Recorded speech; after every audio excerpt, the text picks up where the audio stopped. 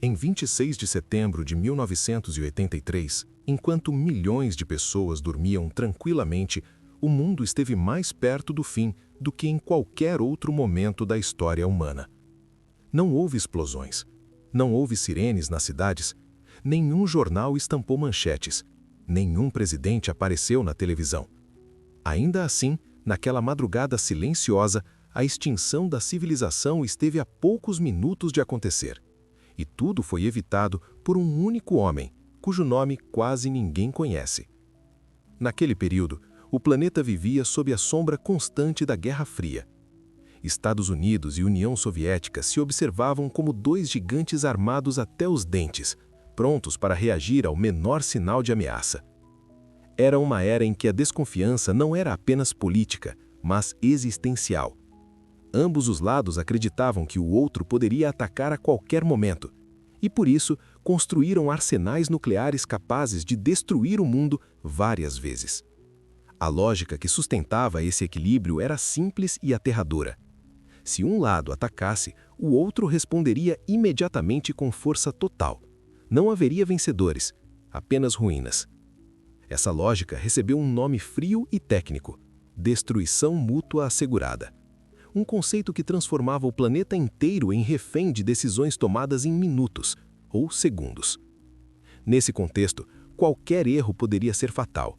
Um radar com defeito, um satélite mal calibrado, um sinal interpretado de forma equivocada. Tudo isso poderia desencadear uma reação em cadeia impossível de deter. E, ironicamente, quanto mais tecnologia era criada para evitar surpresas, mais dependente o mundo se tornava de sistemas automáticos, complexos e frágeis. Foi nesse cenário que Stanislav Petrov cumpria mais um turno de trabalho. Ele era um tenente-coronel da Força Aérea Soviética, engenheiro de formação, especialista em sistemas de alerta precoce. Não era um político influente, não era um herói de guerra. Era um técnico altamente treinado, responsável por monitorar dados que vinham diretamente dos satélites soviéticos. Sua função era clara. Se os sistemas detectassem um ataque nuclear vindo dos Estados Unidos, ele deveria reportar imediatamente ao alto comando. A partir daí, outras pessoas tomariam decisões. Mísseis seriam lançados, a história chegaria ao fim. Naquela noite, tudo parecia rotineiro. As telas mostravam dados estáveis. O silêncio predominava na sala de controle. Nada indicava que algo extraordinário estava prestes a acontecer. Até que, de repente, o alarme soou. Um som agudo, insistente, impossível de ignorar. As telas mudaram de cor. O sistema indicava algo impensável. Um míssil nuclear havia sido lançado dos Estados Unidos em direção à União Soviética. Segundos depois, outro alerta. Depois mais um. Em pouco tempo, o sistema registrava 5 mísseis nucleares em rota de ataque. De acordo com tudo o que Petrov havia aprendido, aquilo significava apenas uma coisa: a Terceira Guerra Mundial havia começado. O protocolo era claro. Ele deveria pegar o telefone e informar imediatamente seus superiores. Não havia espaço para interpretação pessoal. O sistema era considerado confiável. O tempo para reação era extremamente curto. Cada segundo de atraso poderia ser interpretado como negligência. Mas algo não parecia certo. Petrov olhou para os dados com atenção, respirou fundo. Seu treinamento técnico começou a falar mais alto do que o pânico. Ele conhecia aquele sistema por dentro, sabia de suas limitações, sabia que ele ainda era relativamente novo e que não havia sido testado em todas as condições possíveis. E então, uma pergunta simples, quase ingênua, surgiu em sua mente. Por que apenas 5 mísseis? Se os Estados Unidos realmente quisessem iniciar uma guerra nuclear, o ataque seria massivo. Centenas de ogivas, um golpe devastador, capaz de impedir qualquer resposta organizada. 5 mísseis não faziam sentido dentro da lógica militar da época. Além disso, os radares terrestres ainda não confirmavam o ataque. Apenas os satélites indicavam o lançamento. Era uma informação grave demais para ser aceita sem questionamento. Mesmo assim, o relógio corria. O sistema insistia. O alarme continuava. A pressão era imensa. Petrov sabia que, se estivesse errado, sua decisão poderia custar milhões de vidas soviéticas.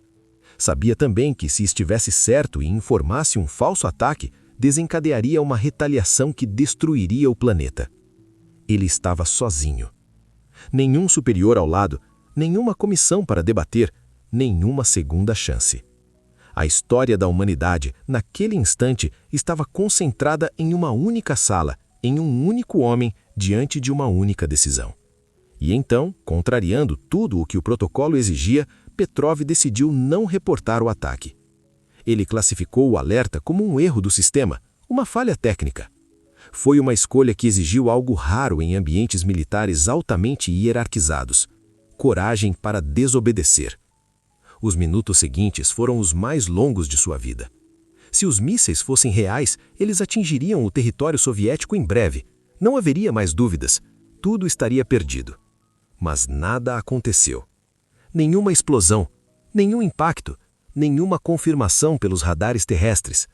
O ataque nunca existiu. Mais tarde descobriu-se que o sistema havia sido enganado por um fenômeno raro. A luz do Sol refletiu em nuvens altas de uma forma específica, confundindo os sensores dos satélites que interpretaram aquilo como o lançamento de mísseis. Um simples reflexo, um erro banal, um detalhe quase ridículo. Quase o fim do mundo. E ainda assim, Stanislav Petrov não foi celebrado, não recebeu medalhas, não foi promovido. Pelo contrário, ele foi interrogado, questionado, criticado por falhas em relatórios.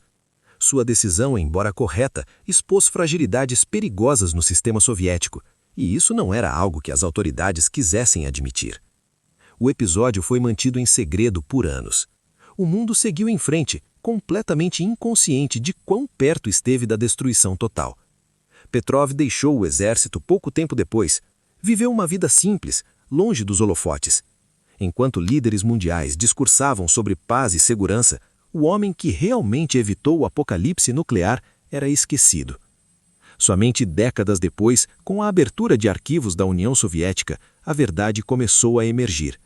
Jornais estrangeiros noticiaram o caso. Alguns prêmios simbólicos foram concedidos, mas nada que se comparasse à dimensão do que havia sido evitado. Em entrevistas raras, Petrov sempre minimizou seu papel. Dizia que apenas fez seu trabalho, que teve sorte, que qualquer outra pessoa teria feito o mesmo. Mas a história mostra que isso não é verdade. O sistema foi desenhado para ser automático, para eliminar a dúvida humana, para reagir sem hesitação. Se outra pessoa estivesse em seu lugar, alguém mais rígido, mais obediente, mais fiel ao protocolo, o desfecho poderia ser completamente diferente. A lição desta história é desconfortável. O maior risco para a humanidade não está apenas nas armas que criamos, mas na confiança cega que depositamos em sistemas que não compreendem o mundo como nós. Máquinas não sentem dúvida, não sentem medo, não questionam, apenas executam.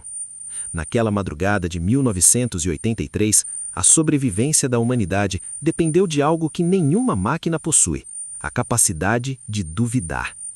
Se hoje você vive em um mundo que ainda existe, é porque alguém, em uma sala silenciosa, decidiu pensar, quando todos esperavam obediência. Esta foi a história de um homem invisível para os livros, mas essencial para a existência da humanidade.